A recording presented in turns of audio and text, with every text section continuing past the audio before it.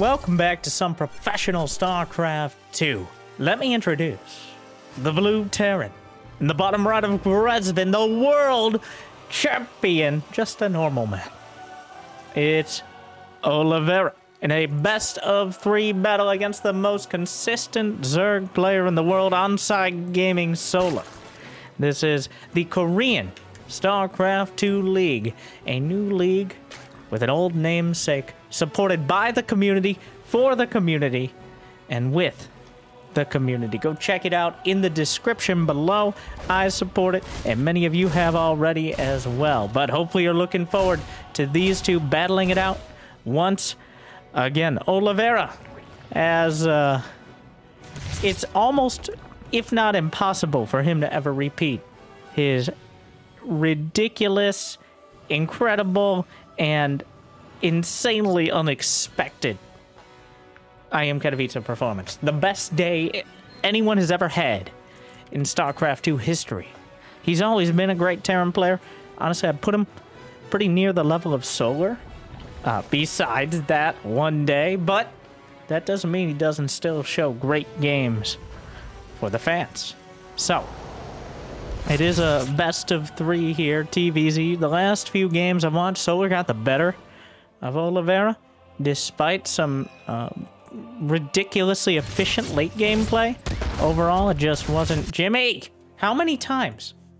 Next, you're going to tell me I forgot to tell people to like and subscribe, because you seem to have forgotten everything so far. Like and subscribe. Thank you for watching, and thank you to KSL. First Reaper does pick up a creep tumor. That'll be the extent of the early game damage, but Solar just understands how to bludgeon with that late game economy. Not as finesse-oriented as Dark, but instead more macro and all-out attack. Oliveira does favor that bioplate. Marines and Medevacs have been back to the forefront. We do see a handful of Hellions here, but the early 3CC, the mass barracks Marine plays, are still a continuing staple of StarCraft 2, and even more so, it seems, on this larger map pool that we've had for the last couple months, as it gives you enough space to be able to get your infrastructure up and actually build up things like add-ons and safely get a third command center without dying outright to something like a Roach Shaman.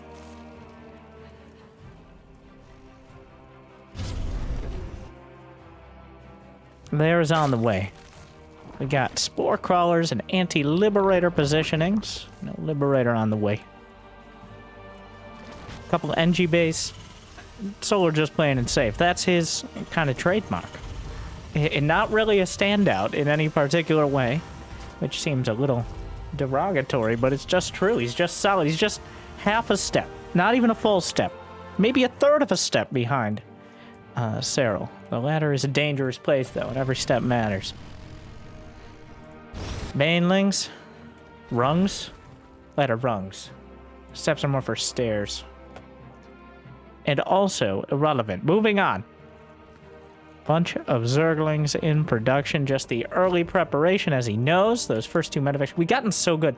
When Beyond first did the... Not really the first person to do a double medevac drop, but the first to really popularize it. In Legacy of the Void. The timing was about 5 minutes and 15 seconds or so, maybe 5:20. With a double medevac drop off 2 base. Now we're going 3 base with Hellions, and it barely slows it down by 20-30 seconds. In fact, if Oliveira had been perfectly efficient, I think he could have gotten here 10-15 seconds quicker. Goes straight to the main, though. Solar gonna respond with a bunch of Zerglings, but he jams himself right in between the minerals. The Banelings show up. Great pickup by Oliveira. Very efficient so far, and he gets so many Zerglings. The Hellions come in to find some damage, roasting the drones. Dozens of kills already on Zerglings and drones. He gets 8. It's like Jimmy was helping with the UI there, as he forgot to add the workers killed counter mod at the beginning of the game. But, I mean, he can't be everywhere or anywhere at once, apparently. Already good damage. Keeping Solar on an equal worker count is great news for Oliveira. keeps most of the Marines alive, so that threat will remain. Anchoring Solar back at his base with his production required to respond to the medevacs, as opposed to coming across the map with one of the most important parts of keeping a Terran under control is counterattacks. Is getting those Zerglings and Banelings in. Oh my god, I love one, the fancy, I think this is the Special Forces skin, maybe the Tirador skin.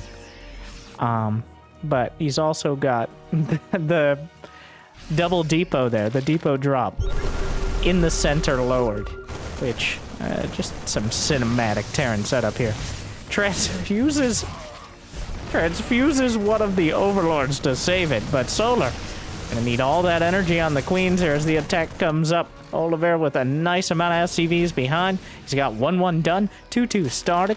Solar kind of scrambling right now when it comes to the upgrades and the production in general, as Oliveira has kept his Marines and medevacs very efficient and importantly intact, as he's going to be able to pressure the center base. Solar does have a fourth over to that left flank.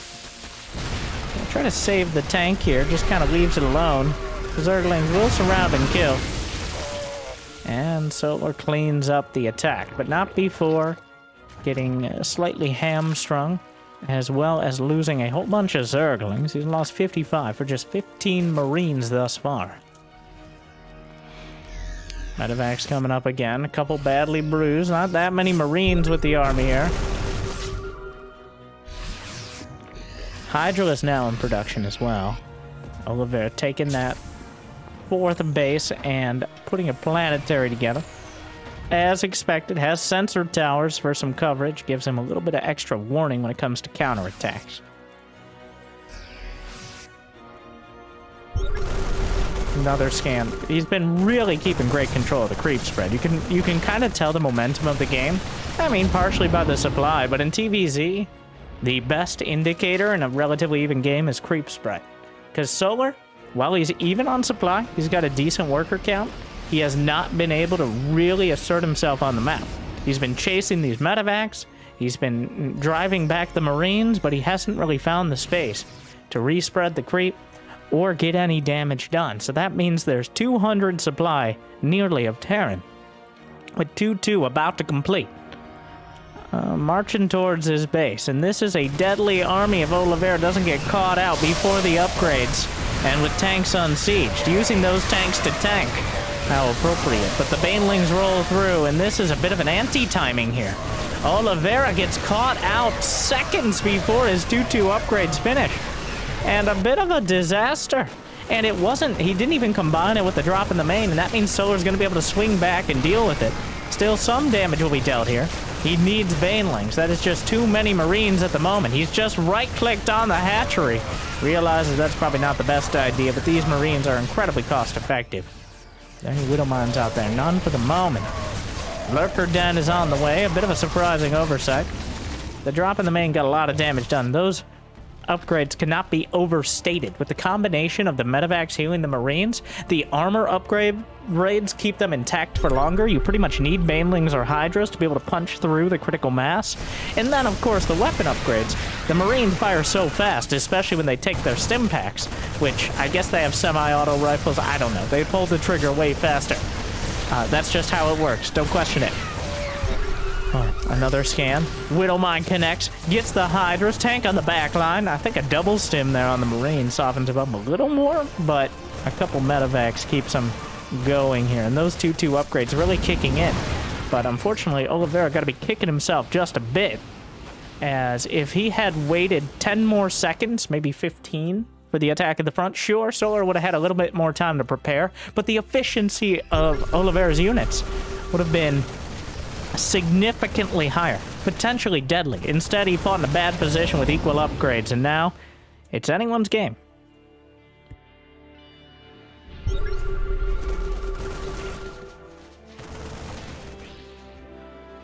$80-something workers for both sides. Ghost Academy on the way. Widowmine connects. We have Lurkers. Lurker upgrades for Solar. And Vipers in production, as well as Adrenal Glands just filling in all those Hive-Tech goodies. Oliveira is down to 4 medevacs, as he's been quite free with their usage here, and hasn't kept most of them alive, instead trading them to do some damage. But now this is the big push, before either side has things like lurkers or ghosts. Just full-on conventional units here. As Solar's going to either want Vipers or just come in from multiple angles, as that is an entrenched Terran position. You see a lot of hold position usage, trying to make sure his units don't get drawn into the tanks too deeply. At least not yet. Oliveira knows he's waiting for something. Does he have his suspicions about the Vipers? Here comes Solar, coming in from the north side, looking for a wraparound on the tanks, or just a counterattack. Bit of a half-hearted attempt at both things, and Oliveira gonna take full... Whoa, look at this! He's got a tank jammed in there, the Widowmine at the back. The tank will go down, the attack at the front, but he gets the hatchery. And Solar, his indecision might be costing him on multiple fronts. As he loses his hatch, he takes a lot of damage on the left flank. And Oliveira will be driven back, but we have to ask ourselves that eternal question. At what cost? The creep spread is still minimal. He has found a little more space for the creep on the left, but losing the north side, the income... Oh wait, we don't have that either, Jimmy. Well, we have this tab like a normie, but this is the gambit. 11 lurkers in production, plus 3 carapace about to complete. Adaptive talons on the way. Those Widowmines will be cleaned up. He already has the lurker range, but this hatchery is also vulnerable. In the red, just a few hits. He sees the lurkers. Gonna clean up the creep, falls back, snipes at point blank. Without adaptive talents, he can't burrow in time to stop the snipes. Oliveira now has 3-3 upgrades done, building 2 tanks at a time, continuing to add ghosts onto the unit composition. His momentum will carry him through. He's tearing through the creep, and another hatchery as well. 4 medevacs picked up, gets out. He's working around the edges here. A Widowmine drop undercuts the economy, which continues to dwindle for Solar, who never really found the opportunity to get the counterattacks. He never really found the opportunity to fight the army on even terms or on Oliveira's side of the map.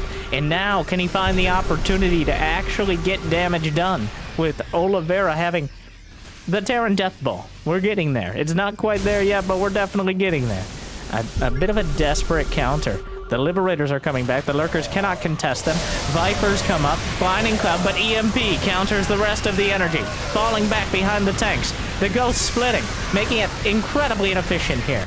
The Lurker's still going to work. He scans. And Liberators... Oh, Widowmine at the back! How was it behind here? Either way, a bit of a disaster. The Lurker's on the run. They have to abandon that position. The Planetary still intact. The Liberators will siege up. And now the third base of Solar is down for the count.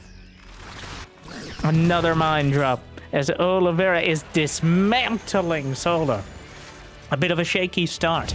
But Oliveira looking in that at least top tier form. And now they're going... Yeah, that's fair.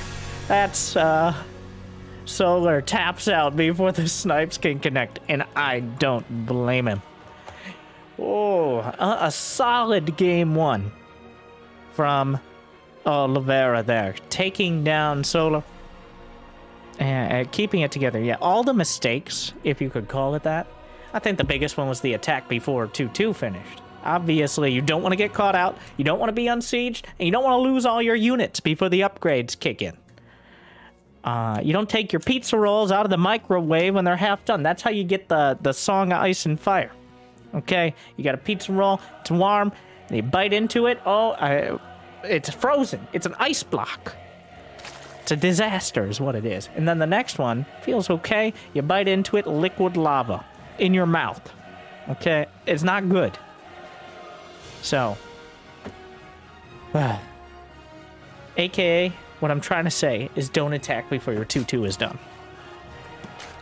For more pro tips and pizza roll tips, like and subscribe. Game 2, Babylon.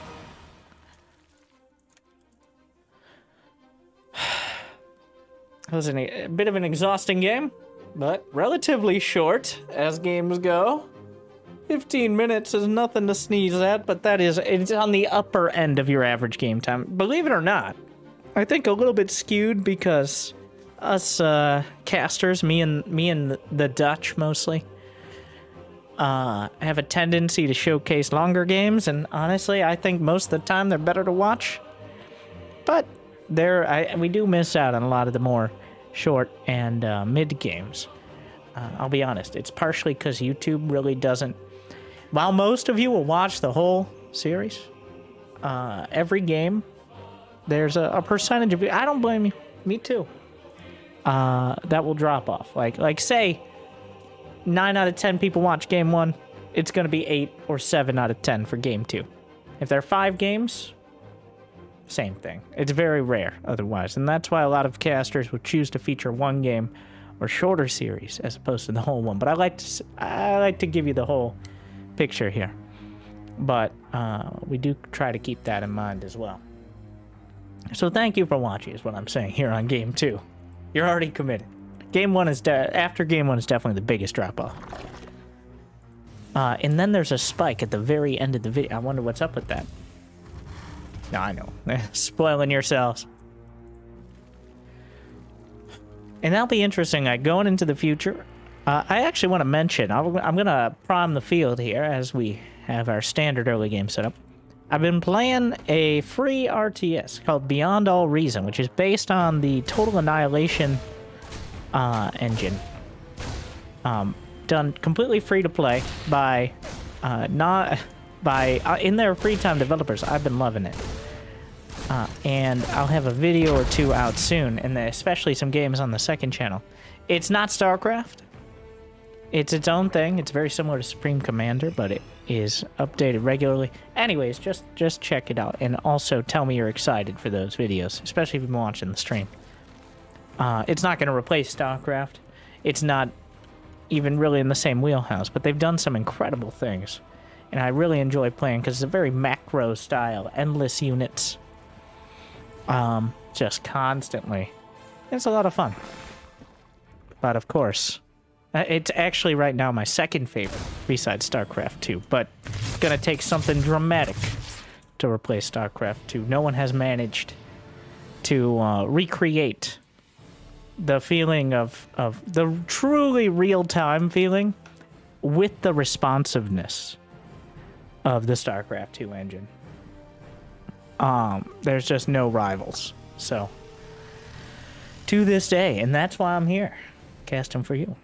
I do love the look of those.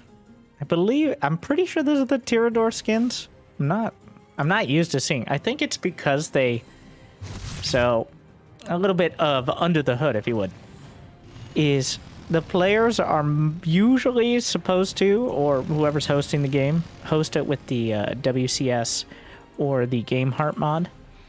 There's some other name, like Observer Plus, which allows us to get that fancy battle report, the little mini-map cameras. But a lot of the times, and Korean players more than most,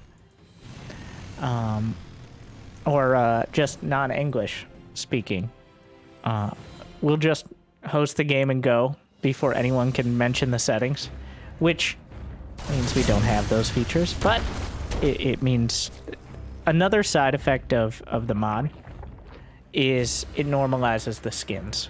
Usually it'll just be default, both for visibility for everyone, because sometimes players will have like mismatched skins. Most don't like it at all, but it also means that the other player doesn't see any skins either.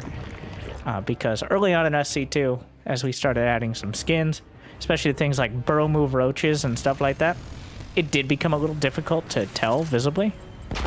So eventually it was that with these observer things, the other player doesn't see them. It just defaults. So, which is more competitive. Though I think in maybe a new RTS, there's a lot of opportunity for skins, and if you're designing it from the ground up, and what could I be referencing here? I don't know. Then, as StarCraft 2, it wasn't designed for it, not really. So, it is a bit different. Though I do love the look of many of them. I can understand why pros would want to avoid it.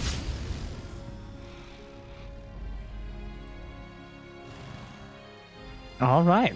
Well, pat myself on the back.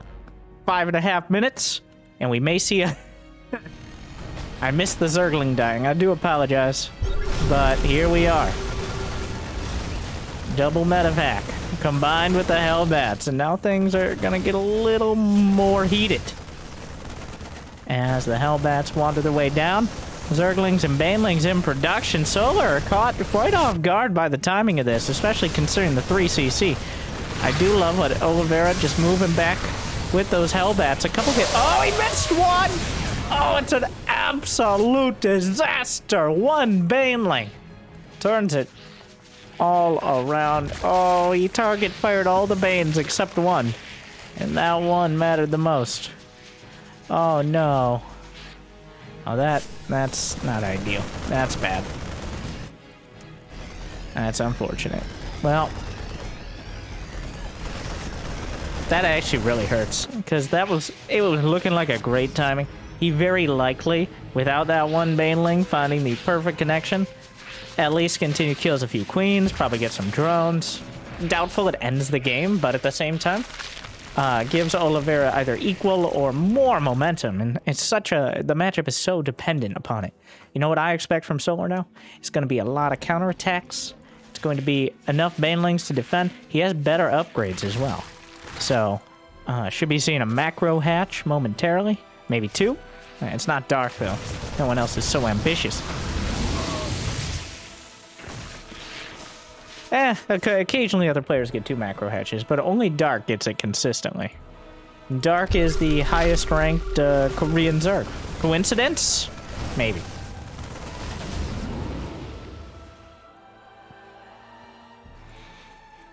A drop still heading out. No counterattack attempts yet from Solar as he works his way into Hydralisks. Adding him in a little bit earlier on. Of course, he had that leeway. The 2-2 being quicker for the Zerg is not a good sign. You can already see the creep spread about halfway across the map. Very hard for Oliveira to keep any pressure on, because wherever the medevacs go, the queens will just go to the other side. And he doesn't really have the supply to hit both at once. And now here comes the fourth. I guess if you're far enough ahead, you don't need to counterattack. You can just do the good old-fashioned attack style. Trying to delay the planetary. Might even want to wait till it finishes here, Solar. He's got a 5th base. Spreading creep around the sides. And now Oliveira truly has his work cut out for him. Barracks 6, 7, and 8 in production. And the Baneling count, 16 and counting. Those rocks, though, gonna slow things down a bit. Definitely something Solar should consider taking down.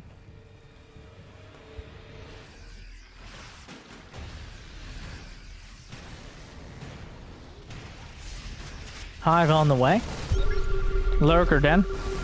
So we're just going to build up to that later game tech here.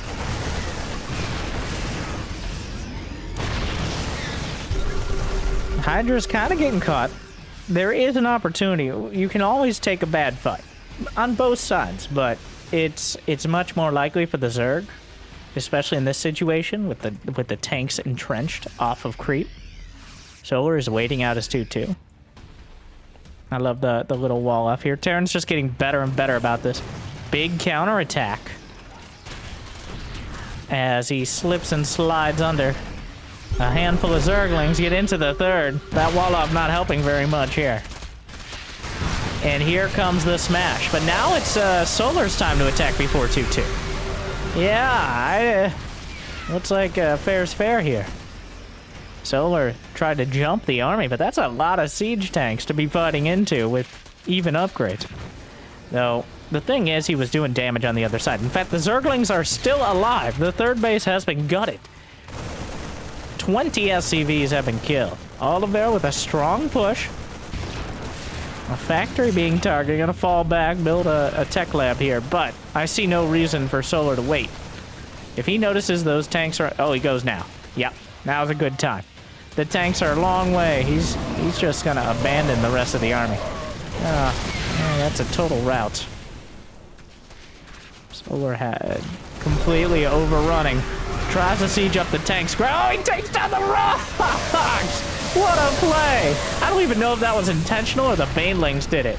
But that may have saved Oliveira there. The tanks will live. through the the rocks falling. I think they even killed some units on the way down. But at the same time, they cut off that attack path, funnel the Zerg, and that keeps over. I can't believe the collapsible rocks made a real difference in a fight. Yes, taking them down to control the terrain, but that was straight up dropping them mid-fight, putting Solar between a rock and a hard place. And now, I wouldn't say that turned the tides, but it definitely slowed them. Alright, he put up a few sandbags there at least. And that will help. Anything to buy some time. One or two more fights like that and Oliveira is back to being a contender in this game. But for now, he's relegated to a couple medevac drops. There's still plenty of creep spread, and Solar is sprinting towards the hive tech. Adaptive talents, he's already got the lurker range. Adrenal glands as well. Already finishing. +3 armor in production, +1 ranged attack. The lurker count is at 7, the viper count at 2. The ghost count is, well, we'll start counting eventually, but now, Solar overrunning the third. Oliveira pretty much all in. On the other side, those are full energy vipers. Beautiful blinding cloud. Those tanks completely out of the fight. The lurkers will pull back. But Oliveira been gutted at the other side of the map. Another incredible blinding cloud. No, you don't retreat from this one. He lost almost everything at home. Besides his SCVs, apparently. He still has 70. I don't know where he's going with these. Just runs past those rocks. The medevac's in an awkward spot here. He's gonna lose so many SCVs. Obliterated on the path back to the third. Dropping out mid-fight. That's it. We're tying it up. Solar overruns Oliveira.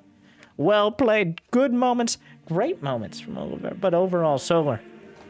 It all started with that one main link. And it went downhill from there. It had its ups and downs. It wasn't all downhill. It was uphill, but mostly down. Generally downhill, but a downward trend. If you find a line of best fit in who would be likely to win the game, it would go towards Solar Marginal. And we've already talked about how you guys are nerds, but we don't have to go that far. All right? Math is for Terrans. And only half this game is for Terrans. So, 1-1, we go into Royal Blood. The world champion and Solar all tied up. I think an even match. I do think on an average day, Oliveira is right around where Solar. Maybe not even now, after winning the world championship and upsetting Maru, Raynor, Hero, big game.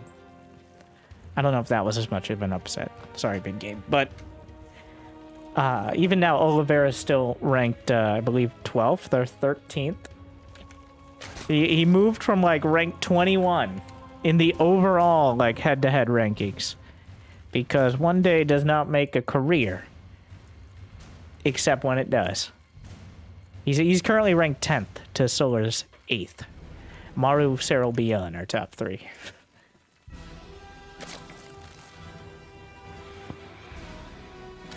Maru took a huge hit to that rating, as did Cyril during IEM. But Cyril really self-inflicted. Maru, if you look at... I actually want to take a little time. I'm starting to get out of the habit of that. But, and I just want to comment that there was... Maru did a stream that was translated, much like I translated... I didn't translate it. I read the transcription of... Wait. How are we that zoomed out? Okay, I'm sorry. I was taking one of the other cameras. Ah, yes. When Ryung was coaching Maru.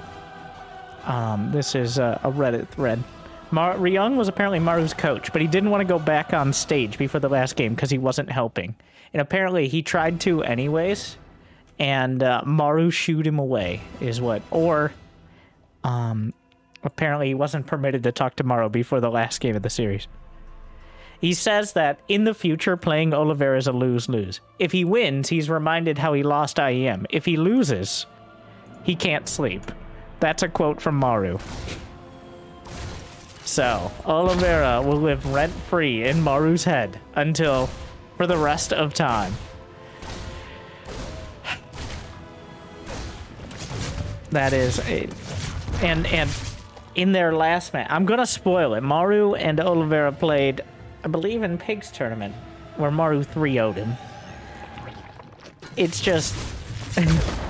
what a day. It was clear that the other players had... And Raynor talked about it. It's so different playing against him. Because, like, you can accept... Like, Hero can accept losing against Maru. Maru can accept losing against...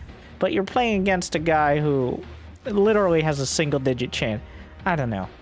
Well, will he be able to recreate it? I keep coming back to it because it is the biggest story of his and StarCraft 2's career. I just can't get over it. I was trying to avoid spoiling myself on the games because I like to cast afterwards. You guys might have noticed. But I had to watch. I couldn't pull myself away. I'm like, what is happening? What is... And Oliveira said the same thing. In his, like, post-game commentary, like, his analysis of it, he's like, what is happening? Is this even me? Like, what a day. I think it's because the top 50 or so players, maybe not 50, maybe 30 players, of which Oliveira definitely is one, on their best day can easily beat the best players like Cyril and Maru on their worst day. It's all about raising that consistency level so you rarely have the worst days. The idea is to have no bad days. To only have average or great days. And that's why, like, players like Cyril and Maru are usually so consistent. Because most of their days are... Their average day is amazing. But... the StarCraft's aligned.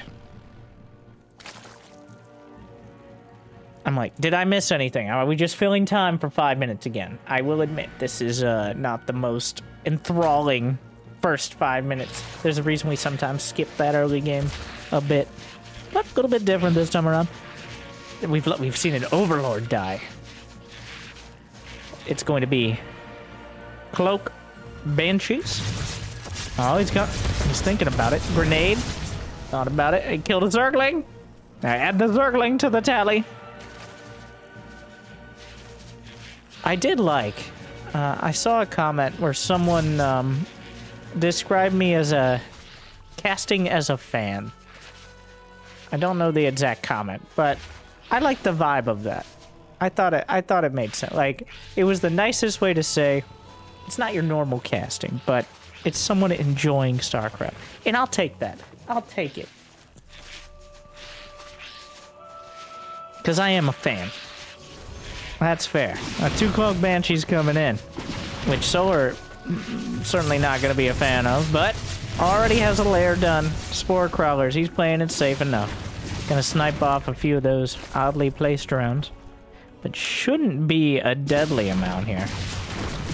Oh, loses 1 Banshee. A bit of floundering.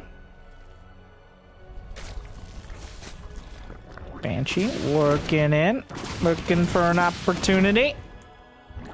Not quite there yet, but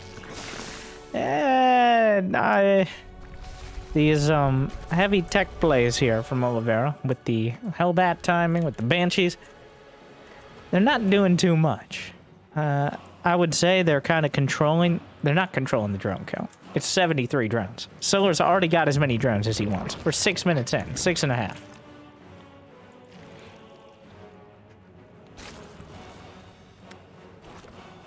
The second fact, I guess we're just going to macro it up.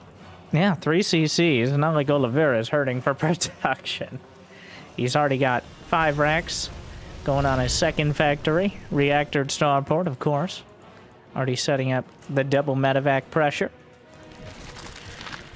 But in game 1, Oliveira went straight to the medevac pressure, and Solar struggled to keep up with his production. Here, in the last 2 games, Oliveira's attempted to do some of that Banshee Hellion play. Well, just tech in general, not going straight to the bio. And Solar's just slapped it down. That's kind of where Queens shine, when they're able to deal with lighter individual units. Queens are your all-purpose defense.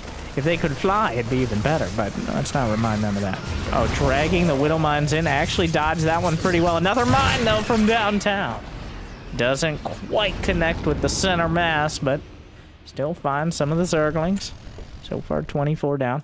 This isn't really a huge impact, but it's adding up. Big, medium-sized Zergling Kello. That's not a wall. There's just nothing here. I thought there'd be like a tank on the high ground. No. There's just nothing here, but at the same time, almost nothing back at home as the double drop traps the Queen. A whole bunch of drones under fire. We explode into the action. Here come the Banelings, rolling through the front lines, into the Hellbats. Most of it destroyed. A handful picked up. Gets... Oh no, he's been cleaned up entirely in the main. It looked like a good counterattack here. I'm gonna go ahead and reduce that rating to a mediocre counterattack from Oliveira. He lost all the Marines and the medevacs in the main. It looks like he lost some of the medevacs as well. Just one. Still another attack, but Solar is mostly unhindered here. He's at 78 drowns in county. He's got 2-2. Oliveira's getting +2/+1. He must not have gotten that second engineering bay quite as quick. 4th command center, but a 5th hatchery all ready for Solar. So looking good and playing well, as he's got the Hydra Den with upgrades on the way. The infestation pit to unlock hive tech. 3/3 lurkers especially. I say unlock lurkers because literally no one goes for lair tech lurkers without those hive tech upgrades. They're kind of like unupgraded Marines. Without their upgrades, like with stim and combat shield, they're a bit of a joke, except in the very early game. And the lurkers are very similar. Without the ability to burrow quickly or have that extended range, they're easy pickings for siege tanks and can be outmaneuvered by just the basic bio. Alright, medevac goes down to the Spore. A little sloppy from Oliveira, but a Widow Mine! Solar leans into it. There's a few more mines here. He's going to try to defuse them. Uses a couple Banes, which probably best case scenario there. Oh, another mine. Dealt with here. Oliveira starting to lean on him. Can definitely work. Solar been known to lose to it before. A whole lot of mines being added on. Some under the siege tank. The Queen's a bit far forward. The creep, Brendan, no! +1 weapons for the siege tanks, about to complete. +2/+1 overall for Oliveira. But the biggest army is going to get seized. The Hydra Ling Bane on the high ground there. 2-2, not quite done yet for Solar. Forced to retreat. He's waiting on that 2-2. Moments. It's done. There's no better time now. He doesn't want to let him get any closer. Here come the Banelings rolling in, trying to roll past everything, absorb the damage. Widow Mine connects onto the Overseer. Most of the army collapsing, but a relatively even fight. Solar does manage to dislodge this position, but I'd say it comes out. Oliveira didn't do critical damage. Here's the Widow Mines. Oh no. Some of the drones down, another dozen or so. Still 78. Solar has a lot of mining locations as well. Oliveira with... He's adding some more command centers. He's got the 4th. Gotta be very careful with those medevacs. Scan. I'm not sure what he was scanning. Look, maybe for the hive. Has he seen the hive? No. It's kind of implied at this stage. He's already got the Ghost Academy and Liberators on the way. He knows where this is going. Oh. Marines, gotta be careful. And the Hydras move up, try to get the medevacs slurped up with those Marines. Liberators on the high ground here. Looking for an opportunity. Get a couple drones, force them away, mining time, whatever.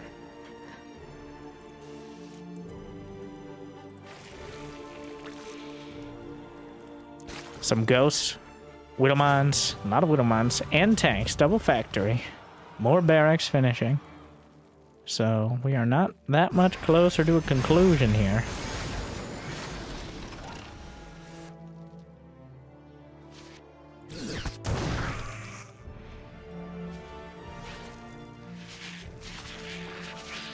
adrenal glands, carapace, lurker range, +1 ranged. We've slowed down as both sides have an army that can easily crush each other, depending on the positioning, the timing, and defender's advantage. Widowmine doesn't do much. A few more liberators, though, chewing into the Zerglings. They can't stick around for long. Widowmine blocking the gold base here. The creep is starting to extend almost halfway across the map. It's taken a while to do so, as Oliveira's made a good effort at stalling it. But he is still kind of stalled out on his supply. 180. Solar is maxed out with nowhere to go. Blinding Cloud on the tank, trying to drag the Widowmines into the army. Will kind of succeed here. Now, this is not enough for Oliveira to hold the line. A bunch breaking through into the mineral lines. Marines stimming to the front line. And the line will be drawn. Baneling's not finding enough. But overall, the supply dips. And with it, the SCV count. The income is not high enough to replenish. Solar refills. He's got lurkers. That's an interesting scan there. A bit of a panicky scan, to be honest. Lurkers are building. The Hydro Bane is spotted. He doesn't have a sensor tower at the front or near the left flank. And without it, really going to struggle. The army supplies are kind of close to even. +3 attack is about to complete for Oliveira. He doesn't have +3 armor on the way. Solar's upgrades aren't perfect. They're good enough, and he's maxed out for another round. He's going to try to hit the left side again. The Banelings, and now it's been spotted. He may wait a few more moments. The Lurker sneaking over to the right. Vipers can yank the Liberators out of their siege. Maybe the tank as well. EMP tries to land. Ghosts splitting. Marines stimming. Looking for the opportunity, but the Banelings rolling in, doing terrible, terrible damage. The Ghost will survive, but at what cost? Lurkers on the low ground with an Overseer to shoot up to the high. And Solar eviscerates Oliveira and takes the series. 2-1. A good, solid fight. But I think Oliveira gave up some of the initiative that he found in Game 1. And Solar, he kind of called him on it. You give him a little bit of space, and he's going to slip some Zerglings through. And that little opening, going to be cracked open into a chasm with Hydroling Bane as the time goes on. Solar definitely the better player in this series, but not by much. I think a good, solid Terran versus Zerg best of 3 from the Korean Star League, which you can check out and support. Now, you probably won't be watching live because it's actually on Korean time, but, well, they're prime time. But anyways, check the description. Stop rambling. Wrap it up. Check out this video from Jimmy. He put that one up there just for you. And also, thank you for watching. I hope you enjoyed. I hope I made your day a little bit better. I do appreciate you watching. See you next time. Good luck. Have fun. Stay chill.